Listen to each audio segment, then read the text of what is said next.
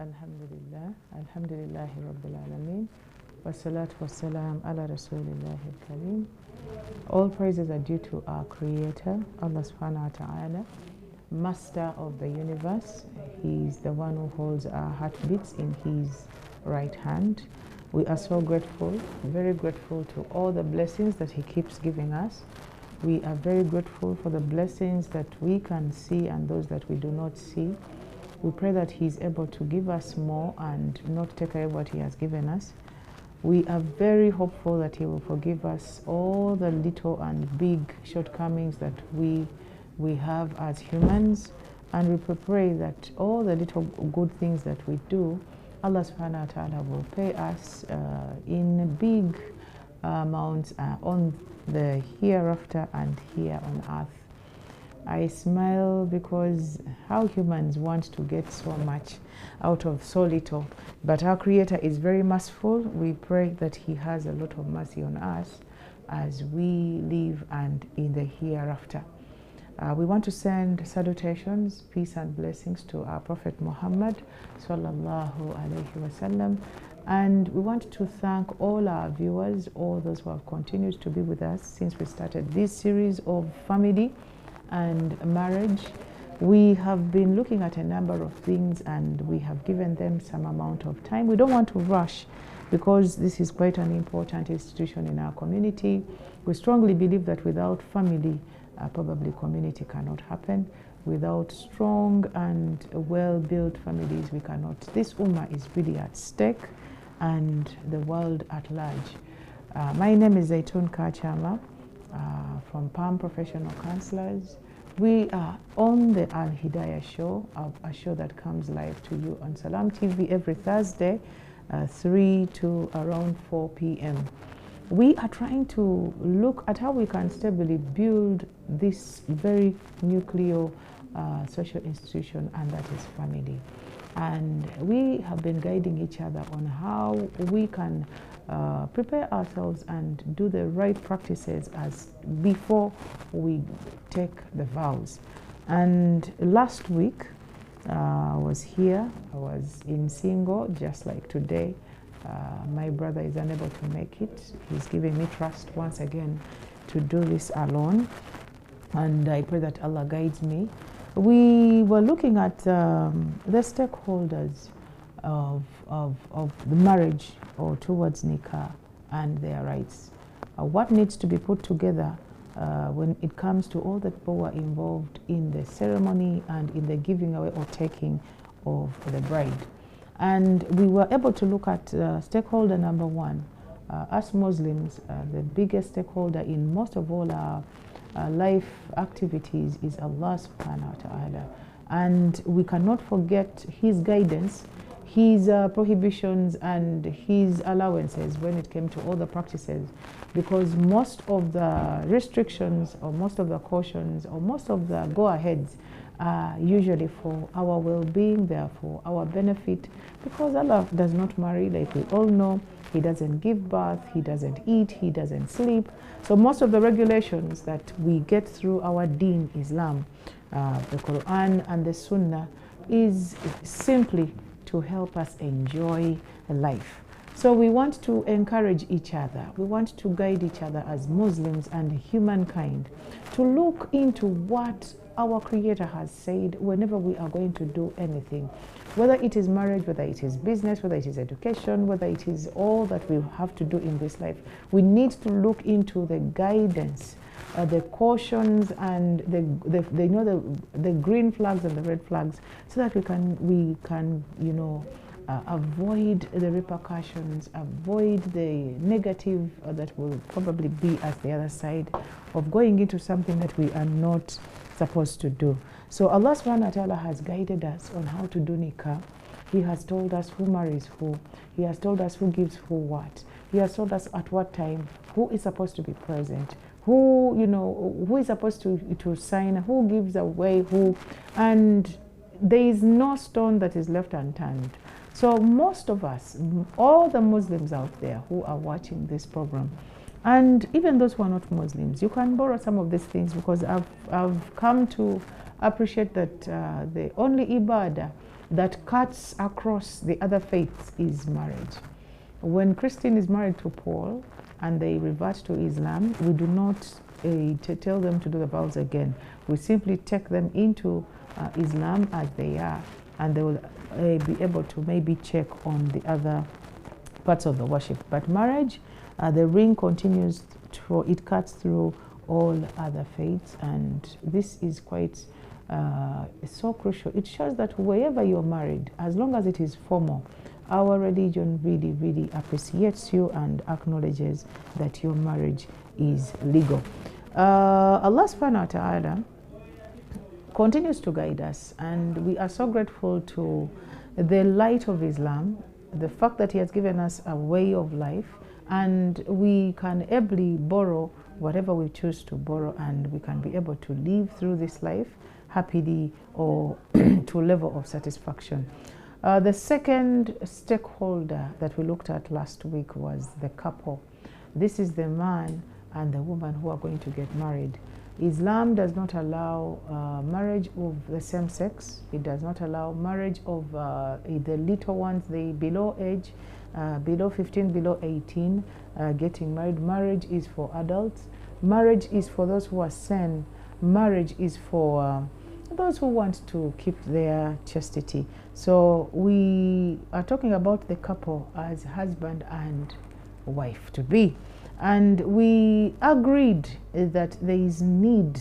There is it's very, very important for the man and the woman who are going to be married to be in agreement, to always agree on all the decisions that have to be made, either on the date that they are going to get married, the place they are going to do the Nikkah from, the time, the stakeholders that will have to be there, the witnesses, the service providers, and the type of, the type of event that they want to put together. The mahar, the mahar, that is the gift to the girl, and even the gifts that have to be given to the parents, especially basing on where we are coming from. So we need this couple to be in agreement.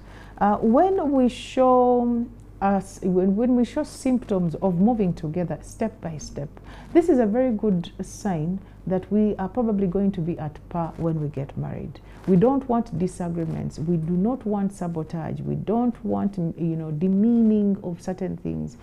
Your partner wants this, and for you, you think it's not important. There are areas to cite, for example, that are common. For example, you would wish to have a small ceremony as a gentleman, and the family of the girl believes the opposite. You would wish to have a certain way of dress or dress code.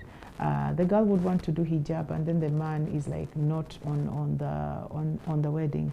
Or the gentleman wants the girl to dress Islamically, and the girl is like, or her family is saying it's our daughter's day, she doesn't have to do hijab.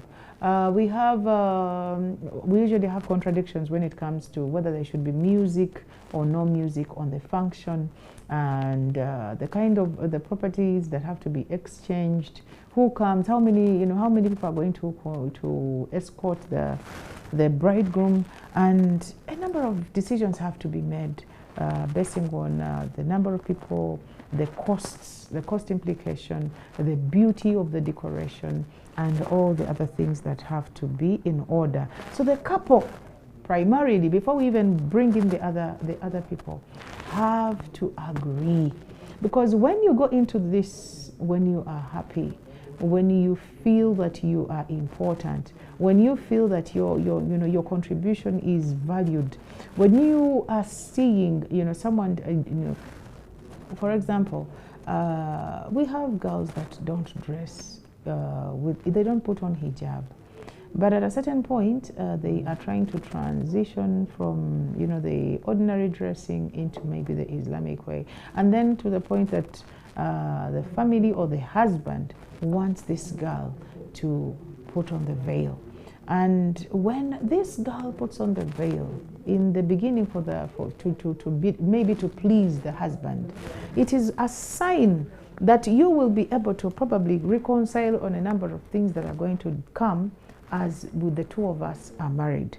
So agreement or agreeing to disagree is very, very key as we are moving towards our Nikkah. It's important to put together the primary things before we bring in the secondary or the tertiary items of the marriage ceremony. The things that are primary, they are important. Number one is the consent of the girl. Usually the men, I think, are born with consent. They don't have to really check a lot. But the girl must be in agreement. She should accept that she's going to get married to this person. We Muslims do not force people into marriage. And the mahar is a private girl's, issue. It's women who are going to get married that determine their mahar. We don't want people who intervene or interfere or influence or impose, or they want to threaten us. They want to make us think that we probably don't have or don't deserve what we have asked for. Rather, we encourage negotiation. If I have asked for something that sounds a little alarming to you or a bit too big for you at this moment, you need to sit down with me and we come to agreements of either taking half, or for example, if I wanted 5 million shillings, we can agree that you are going to give me 2.5 million shillings for good, or we can agree that you're going to give me 2.5, that is 50% down payment, and later on you will have to pay the remainder. We can agree to reduce. Agree is the word here. We don't want there is a common attitude when it comes to mahar. When girls request for things that are seemingly big, yet to some people they may not even be big, they are tagged or they are named as gold diggers, they are named as unsympathetic, they are named as whatever, but not positive. We want to encourage the gentleman to sit with their wife-to-be and pleasantly, in a nice way and a soft way, ask for discount. Interesting. Ask for a discount on mahar, and if you have been allowed a credit, please pay it as soon as possible. Let it not be a tug of war. People are in marriage and they are so saddened whenever they look at their husbands who took them away on credit or on half payment. Please, gentlemen, mahar is not school fees, mahar is not rent, mahar is not food. Don't remind us of how you are paying rent, how you are buying us food, how you have a number of things that you have to take care of. My brother, mahar has not been taken care of. And we don't want to come to a point of your death. It's men who die. That is how nature has put it. So we don't want to be ashamed of requesting for you paying our mahar when you are deceased. So you're out in front there, we are going to pray for you, and then they announce that anybody who has a debt with this person, please raise your hand. We need you to clear the debt before we put this person to rest. We can't do that. I haven't seen any woman who has been used by their husband, because now that is using, get the courage to request for mahar. And their inability to request for that debt, for the clearance of the mahar, is not, it's not letting you free. You're not going away without, because these are things that you probably are going to pay for maybe in your grave or later on on the day of judgment. Now, the point is agreeing as we are preparing for our Nikkah. There are a number of decisions that have to be made, so the stakeholders, that is the couple, must move together in agreement and in negotiations. Number 3, the stakeholder that has to be taken care of, though not on condition, are the in-laws. The parents to these little or people who are going to get married need to be involved. They need to be listened to in case they have any disagreement, in case they have any requests, in case they have any prepositions. They need to be taken seriously and they have to be given value. So, for example, here in Buganda, we have what we call the motwalo. We just request that parents don't make this very difficult. Mutwalo should not be like you are selling your child. It should not be like you are making the Nikkah difficult. Please, we request that you're just for formality, just to ease, to make the process complete, just to formalize the Nikkah process, and to just like a sign of blessing, request for a mutwalo that is rational, that is moderate, that can be easily put together and is not a stumbling block to this union.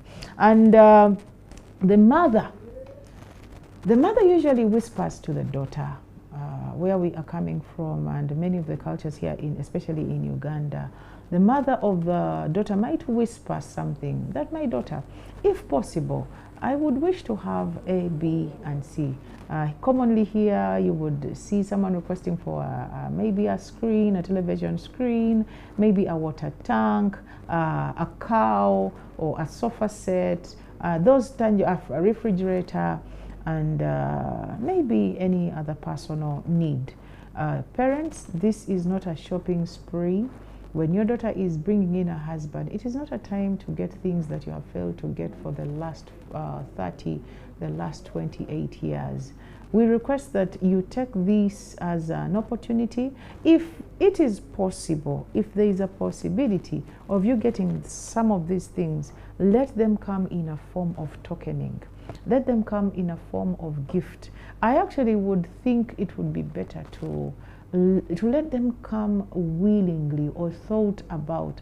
You know, your son-in-law sits with your daughter and he kind of thinks about you, and he's like, what do you think I can give mom? What do you think I can give dad? You know, but don't condition. Do not condition this son of yours. Don't make the taking away of your daughter difficult, because if you do this, your daughter is going to have a hell of a life when they are married.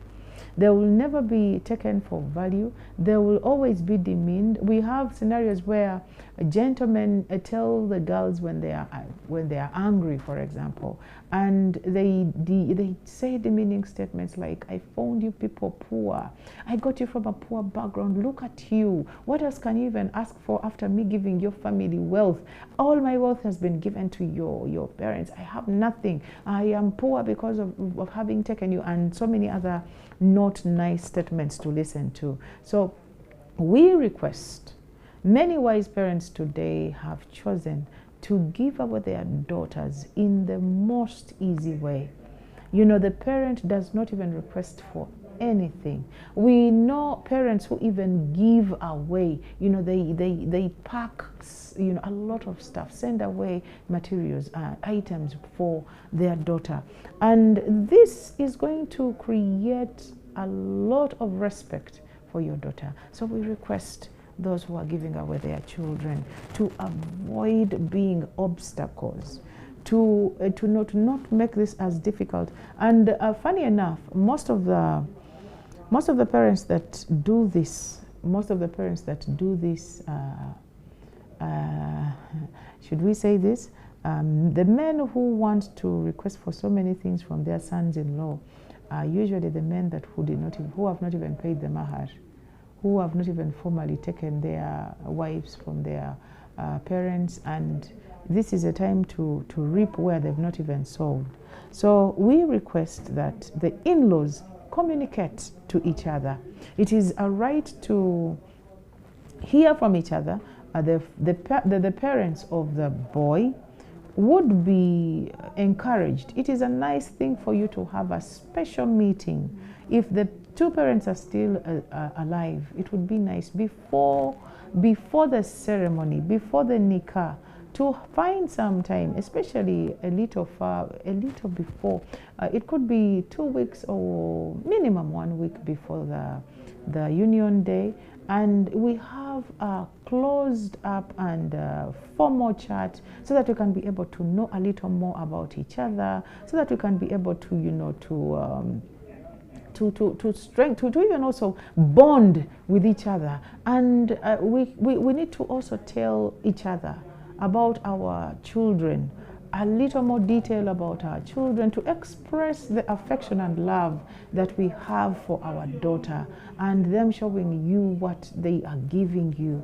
And this meeting, this interaction really helps the two people who are going to get married also strengthen their bond, because it's now the dads calling themselves brother, the moms calling each other sister, because they have shared or exchanged children. So we want to encourage, it is some sort of right that the in-laws have a special meeting of it. Let's not make it a ceremony of its own. It can be as simple as possible. African tea. It can be black tea with peanuts. It can be a small meal. It can be in a restaurant, and we interact closely and get to know each other in a very wonderful way. Number 4, the stakeholders that are also important to involve or to engage as we are heading towards Nikkah is the bridal party. Now, the boy has friends, the boy has relatives that are supposed to be part of the arrangements as we are bringing in a new person into our life. Some of us have been blessed to go into the wedding where it is a bridal entourage and all that. We call it the reception. So the people who are going to accompany, we have the matron, we have the best man, we have the little people who are in front, we have those who follow. As long as decency is considered, we need to be closely in communication. If they are going to, for example, get their own clothing, as commonly we can see sometimes the flower girls or the girls that are going to be part of the bridal entourage are usually requested to buy or rent their own clothing, the color that is going to be put on, the time of the ceremony. It is important for these people to be on site on time, to engage each other in case there is need for assistance. Some people may not be having enough money, and all that needs to be, that has to be bought. They should be also helped. They should be part of the meetings in case there are any, so that we get their views of what they think is best for their friends or their close relative as they are doing Nikkah. They could give us reminders that probably we had forgotten. We need to be in touch. So the bridal party, the people who are going to be close, the senga, the auntie who is giving away, the grandparents need to be, informed in time. And in case they need to be assisted to come from, if they're coming from the village and transport has to be sent, or a car has to be sent, we all need to be informed and be given the detail of the function. My point, my sharing is the more you involve people in your go away or in your taking a wife, the safer you are going to be, the more respect you are going to fetch, and the more blessings you are going to give. I really discourage people who are getting married in secrecy, people who are getting married in small gatherings, very few people, you have very few witnesses, and from here up to the other district, nobody acknowledges that you are the wife of the other person or you're the husband of the other person. It is not security. One of the things that marriage brings us or gives us is social security. The fact that I'm a wife to Muhammad gives me a lot of firmness in this community. It protects me. There are a number of things probably that will not happen to me because I'm a wife to somebody. There are a number of things that I'm going to receive because I'm a wife to someone's friend, I'm a wife to someone's niece, or I'm a wife to someone's daughter, or I'm a wife to someone's son. And so our marriage, our Prophet said that let us court in secrecy. Let us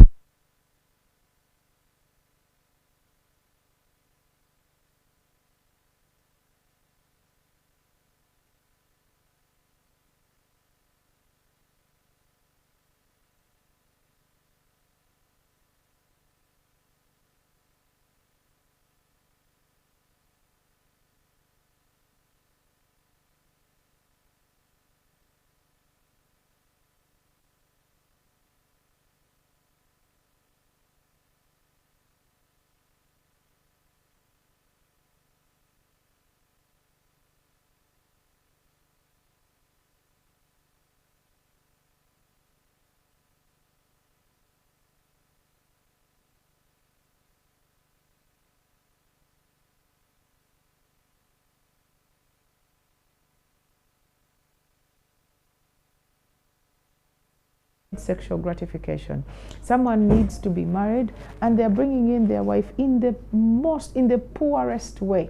Someone is very, very poor and they want to marry, and they do this ceremony at a very, very big disservice. So we want to involve every single person who has good wishes, or who has relations to us, or who well wishes us, and that is number 4.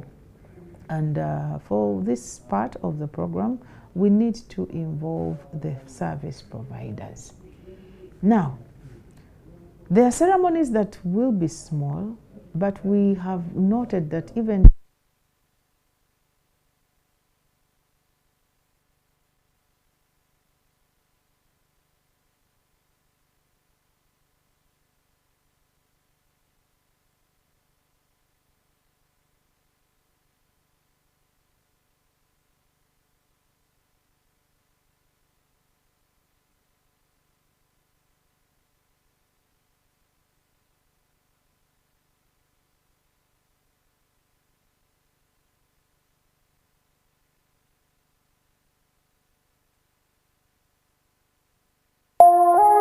eno ye Salam TV. You used to tell me that I don't make you happy. All that time you would be complaining. I'll call you every day, yeah yo, baby don't know. You can now get all the Chibuzi out with MTN voice bundles. Call all networks Kubei Dondoro. Buy a 25-minute voice bundle for only 1,000, or buy any daily voice bundle of your choice. Dial *100*21# and select daily, or use the My MTN app. When we talk together, we are unstoppable.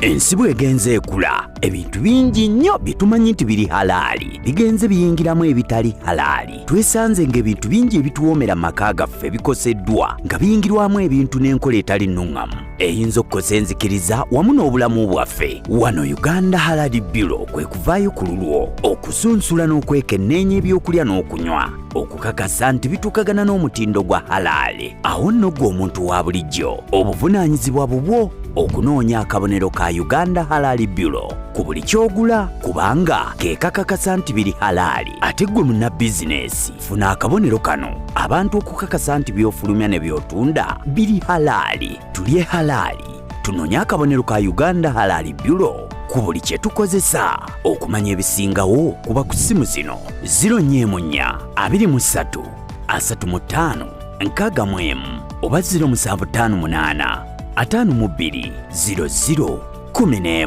Kampeyini eno ekutuusibwako Uganda Halal Bureau ne Salam TV, era ewagiddwa Harris International abakolera Ona Juice ne Gibikedale Products Limited abakolera amata ga Classic. Kozesa ebiri halaali byokka w'oli na buli w'ogenda. Uganda Halal Bureau.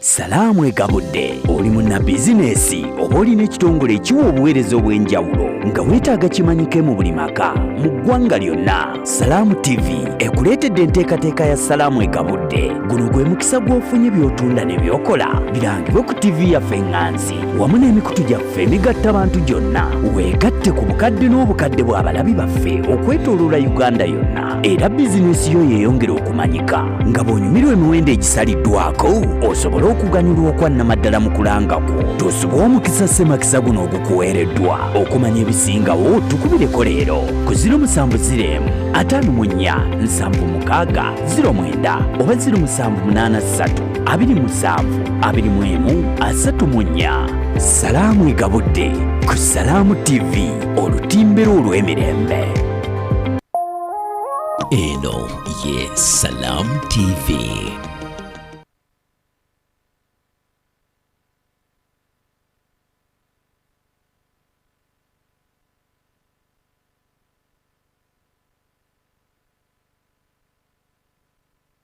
Alhamdulillah, Alhamdulillah. We welcome you back from that short break.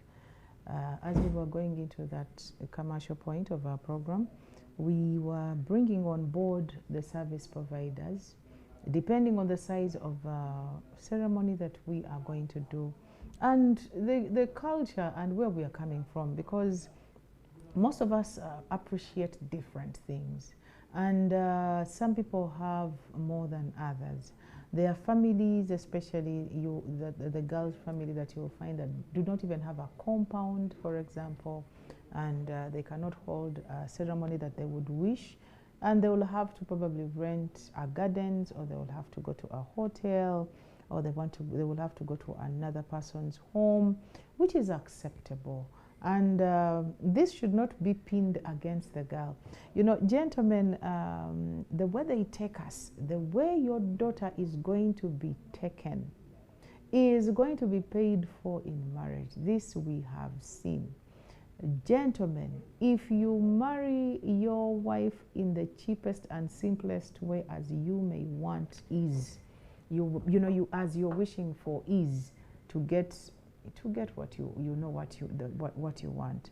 This is going to keep haunting you. It's going to be disturbing you psychologically, and the number of outbursts that come out of you might be, reminding these people how they were not endowed. No wonder I got you from a neighbor's compound and all that. So the service providers need to be informed in advance or on time or in time, so that we can have the best preparations.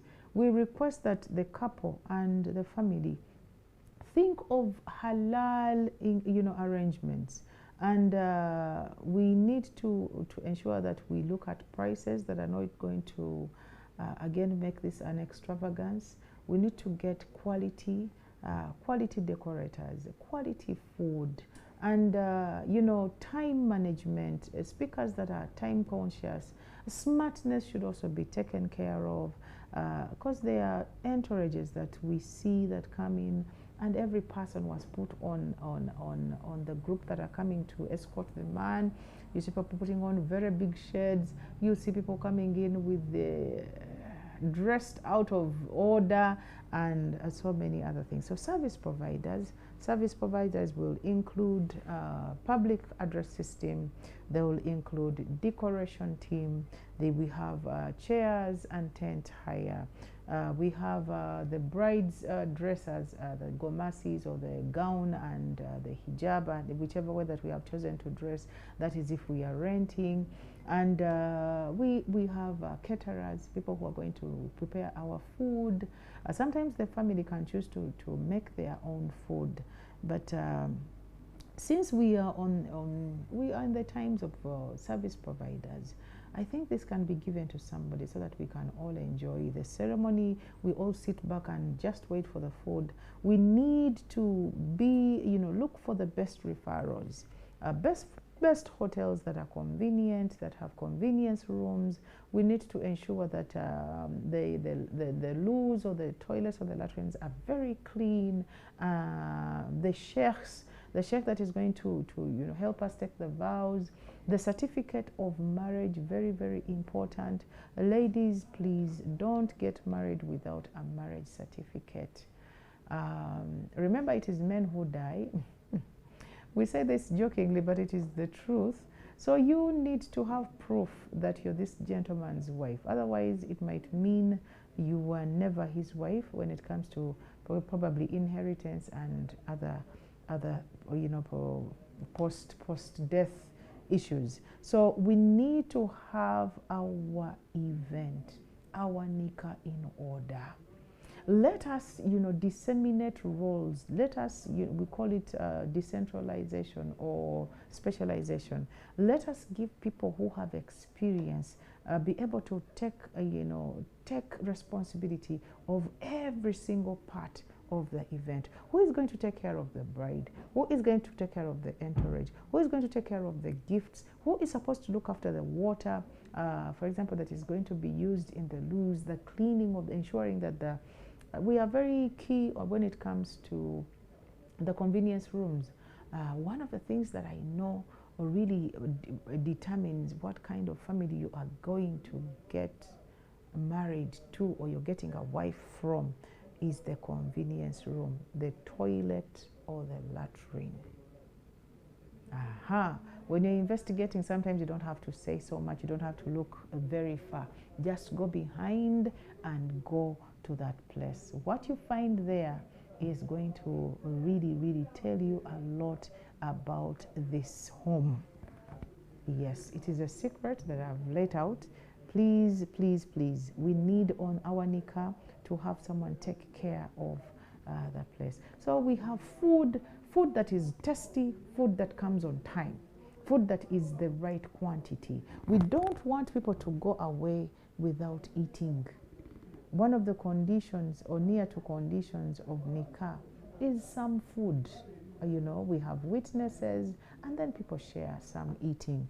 And it's important to give quality food. In case you're going to involve a cake, the cake makers have to be taken care of. Choose the best cake makers. It doesn't have to be very expensive, but it has to be a cake that is it's tasty, and it is of good size or good quantity, so that everybody who comes for your event has a taste of your cake. These are things that have been there, and we have never really put value on them. But remember, our Prophet told us to strengthen our bonds by sharing meals. When you share a cake, it is a meal. When you share a cake, when people eat the cake of your event, it is some sort of, it will remind them. If it is a cake of wonders, it is going to remind them of your event. And as they are saying Bismillah and they're eating this, it's probably part of the blessings that you are getting as you are doing your Nikkah. We need to pick bottles, pick plates after people have used them. We need to have responsible caterers. We must take care of the security of people's vehicles, the security of the whole, population of the population that has come to attend the event.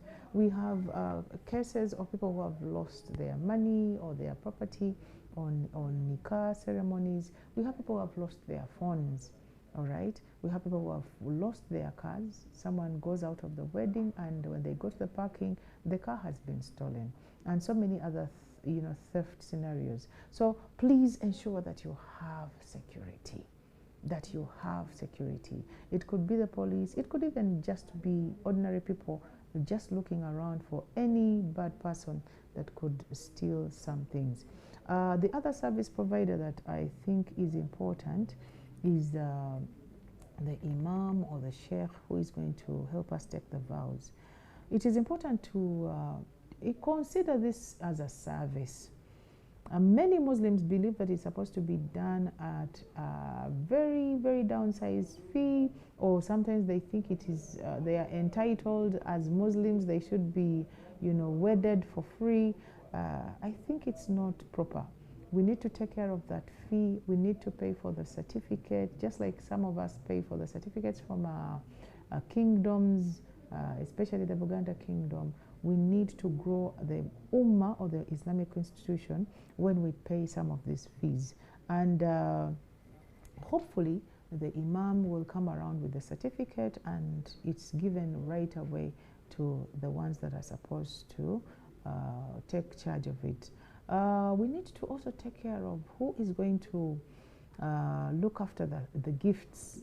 The kind of communities that we are talking for, we usually share or exchange gifts on the Nikkah or wedding ceremony. We have to put people in place to receive the gifts.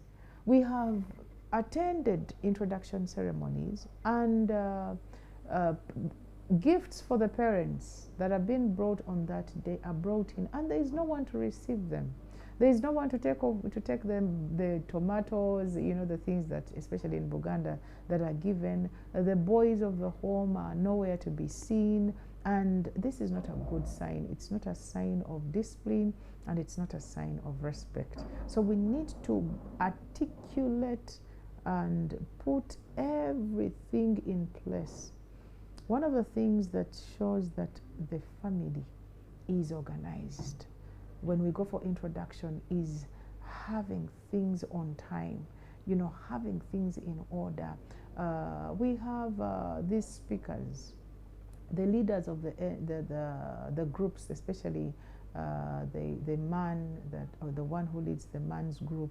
They come in and they want to ask for so many songs, they want to ask for so many dances, and a lot of time is lost when the kind of ceremonies that we have today, that we need to to kind of shake a bit and remove certain things out of.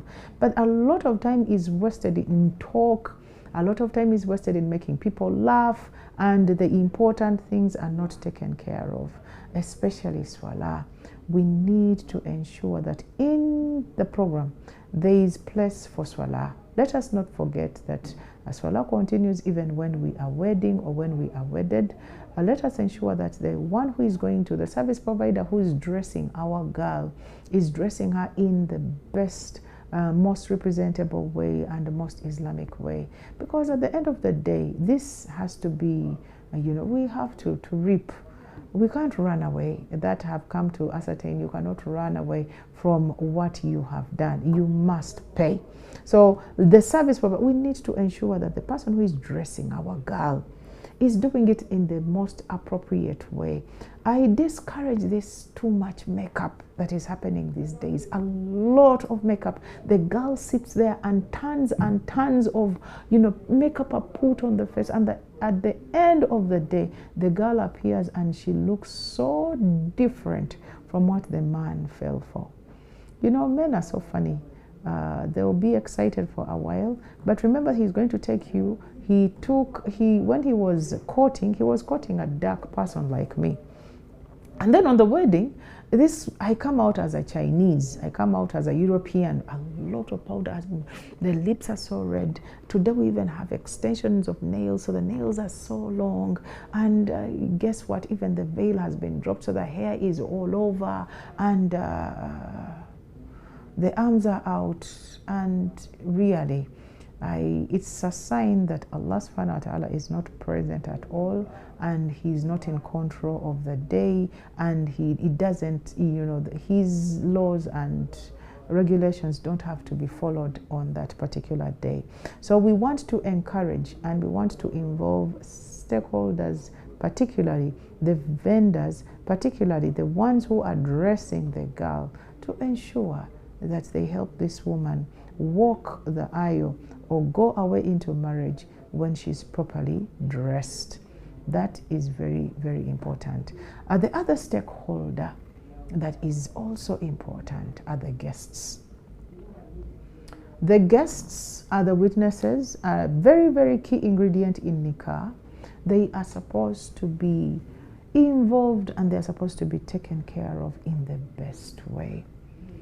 We encourage Muslims to not rush when they are marrying. You find a girl, today is the 15th of August, and you want to marry her 1 week or 2 weeks from now. And you are even unable to highlight the people that you would wish to have for your function. At the end of the day, you left out important people, and so many people that would have sent you a lot of contributions and maybe even blessings are unable to come because of the short notice. And you are putting pressure on service providers that are probably already booked because of you coming in with very little time. It's important for the guests to be invited, putting in mind that they have a number of things they have to do. It would be nice, we are in August, to put in an invitation of, say, August, October, say November, so the guest has time to prepare themselves for your ceremony, to even contribute to the ceremony. That is, if they are your friends and they wish you well, to get you a gift, some who are giving, to buy themselves the best attire for your event, and to be able to even come on time because they were prepared for the day. So guests need to be given invitations, formal invitation. I remember when I was getting married, my dad, I pray that Allah rewards my father for the love that he has given us. He took my hand and took me to all the people he thought were important to him. He took me to his sisters, he took me to his aunties, to all my judges. We went physically. And he was telling, oh, this one is getting married, this one is getting married, she's getting married on the other day. And this brought me a number of things. You know, I had a wedding of so many people who were well informed, and they were ready to jubilate and celebrate me. And I don't know of anybody who was not invited. So it's like every time you're, hey, well done. Thank you for staying in there. Oh, I remember your wedding. I remember your ceremony. How is our son? How is our son? And this keeps us going. So the guests need to be given time to prepare for the event. I discourage pledge cards. You know, someone is sending an invitation and in attachment there is a budget. We, apart from the close people that probably have to be part of this, we request that you let people think of what they have to do. Let people, you know, cut for themselves the contribution that they have to put into your ceremony. It's not a good habit of asking around for money, asking around for I don't know, in a very desperate way. On top of that, we hope that by the time someone is getting married, they have some bit of muscle, and their family has, you know, a culture of supporting each other when this time of the day comes. So guests must be given a nice way of coming in. When the guests come, it's important to, if those who can issue cards, invitation cards, it's a nice way of inviting people. It makes you special, and it makes these people feel special that they have got a formal invitation. It doesn't have to be so expensive. Some people put a lot of money in their cards and they're unable to even print enough for all their guests. It should be a sizable cost, but every person that you want to be part of this would love to have a card. It is the time that we are in, or a call. If someone doesn't receive a card, you call them and do it a personal invitation. Give this person a personal invitation that, uncle, Assalamu alaikum wa rahmatullahi wa barakatuh. This is so and so. If they probably don't have a close connection to you, or just even jokingly, you tell them that I want to invite you to my wedding day. I want to invite you to my introduction ceremony, and I would be very pleased to have you. I'll be very happy to see you when I'm going away. You are making the guests feel special, and they too are going to be very happy, and I know they'll send you a lot of blessings. The other thing that we know, guests are a test. In Islam, guests are a test. We are supposed to take care of them thoroughly. We need to ensure that when they arrive, there are people who are going to usher them in, people who are going to help them find their way. If they've come with cars, they need to be helped to park. Those who don't have cars need to be helped, assisted. If they need to go for a short call or help themselves, or put, you know, people love makeup these days, they need to retouch a bit. We need to help them, you know, to show them where they can do that. Some people come when they are not dressed in maybe the traditional way or the attire of the event, and they need a changing room or a place where they can change from. Some people come and they need to see the bride first, and we need people who welcome guests. If there is a get, there must be a person who welcomes people and directs them to where they have to be. If we have table settings, we have ceremonies that have tables and seats that are special for certain people, we need to guide the guests to where they are supposed to sit, so that people don't sit in places that are not for them. We don't want to see people unseated. Someone is in a seat, and then they tell that, excuse us, please shift. And then at the end of the day, someone doesn't have a seat because the place is full and all that. So we need our guests to be helped. We need to feed our guests. We need events that have food. Events that have food. Guests come to eat. Ensure that your people eat. There is a nice style that has come. The minute someone comes in for especially the event, they eat fast and they sit and they are settled for the event and they can leave at leave. We don't want people to sit because they are seeing a buffet aligned there that is not opened. Someone is hoping for food and food is not served. We don't want hungry guests. We want guests that are fed. Put water on the tables. Let water go through the tents so that we have happy guests. This is a day for happiness. It is a day for celebration. We don't want people going complaining that on that person's wedding. So the guests have to be taken care of. The guests have to be communicated to. We have to engage them. We have to talk to them. We have to use language that they understand. We need to offer prayer place if we don't have a mosque nearby. We need to consider prayer time and to offer prayer space. We need to give food. The caterers who are serving food, please don't be hard on our guests. Don't give very little food. Don't shout at our guests. Our guests should be given food because they are the second important or third important people on this event. Without the guests, there cannot be a ceremony. And these are witnesses.